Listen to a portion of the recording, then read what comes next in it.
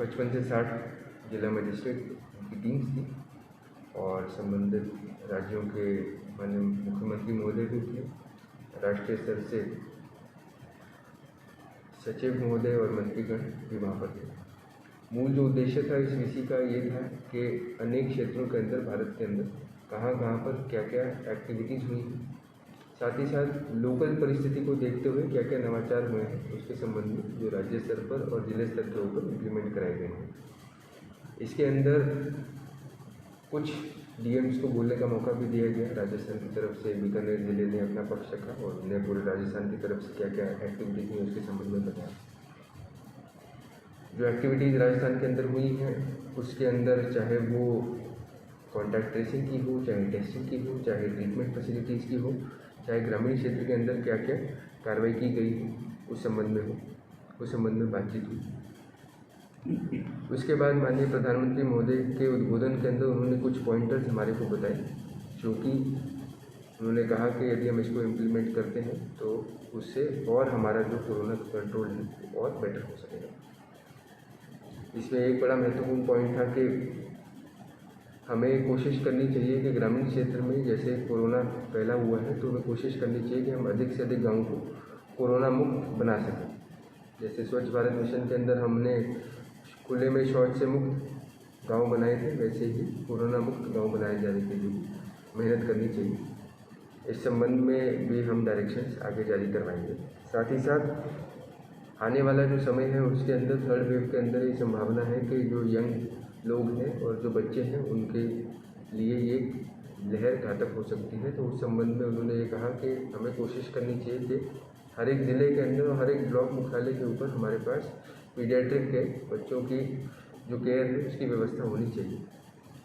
पाली ज़िले के अंदर हम ऑलरेडी अपनी जो ऑक्सीजन की व्यवस्था है ग्रामीण क्षेत्रों तक पहुंचाना हमने शुरू करवा दिया है और इसी क्रम के अंदर बच्चों के लिए भी जो व्यवस्था करानी है उसका भी हम प्लान करवाएंगे। साथ ही साथ उन्होंने ये भी बताया कि वैक्सीनेशन एक तरीका है जिससे ये आगे आने वाले जो संक्रमण है उसकी चेन को रोका जा सकता है और पूरे देश के समस्त वासियों के अंदर एक इम्यूनिटी बनाई जा सकती है। इसको देखते हुए उन्होंने बताया कि हमें कोशिश करनी चाहिए कि वैक्सीन का जो वेस्टेज है कम किया जाए।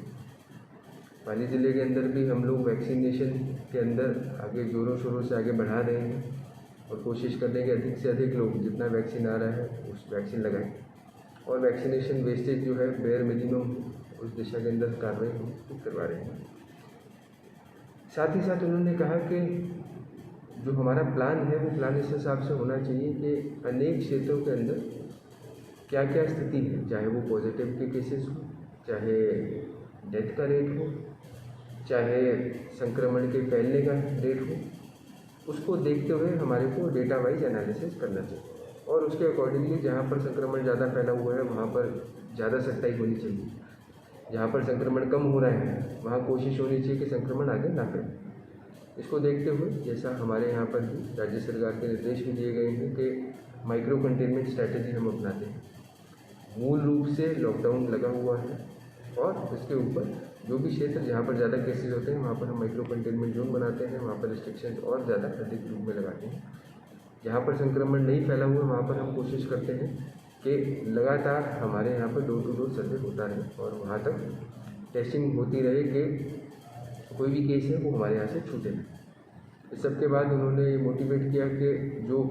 फील्ड के ऊपर जो एक्सपीरियंसेस हैं वो बहुत सार्थक रूप से एक्सपीरियंसेस आगे नीति बनाने के अंदर फ़ायदेमंद हो सकते हैं। उन्होंने कहा कि आप लोग जो अच्छा काम कर रहे हैं उसको आगे जारी भी रखें और साथ ही साथ कोशिश करें कि इसको जॉट डाउन करके, इसको पेन डाउन करके आप लिखें भी और सबको बताएं भी, ताकि आने वाली जो व्यवस्था है हमारे जो सीमित संसाधन हैं उसको देखते हुए हम उसका अच्छे से अच्छा यूज़ कर सकें और आगे आने वाले किसी भी क्राइसिस के लिए हम लोग तैयार हैं। जो माननीय हेल्थ सेक्रेटरी साहब ने जो वीसी दिया था उन्होंने उसके अंदर यही पॉइंट रखा था कि यदि भारतवर्ष को हम बाकी आसपास विकसित देशों से या विकासशील देशों आसपास की अगर बात करें तो काफ़ी ज़्यादा सीमित संसाधन होने के बावजूद भी जो कोरोना का कंट्रोल है उसके अंदर काफ़ी सारी एक्सरसाइज हुई है और उसके अंदर ये पॉइंट मानने योग्य है कि चाहे भारत सरकार हो, चाहे राज्य सरकार हो, चाहे जिला प्रशासन हो, चाहे मेडिकल टीम हो, चाहे समस्त लोग, जनता समाज का जो कोऑर्डिनेटेड एफर्ट है, वो ही इतने बड़े चैलेंज को होते हुए इसको हमारे को पीछे छोड़ने की स्थिति में रहा है। और यही आशा है कि आगे भी अगर ये सहयोग मिलता रहेगा तो आगे भी हम किसी प्रकार की जो ये जंग इसको बहुत जल्दी जीतेंगे।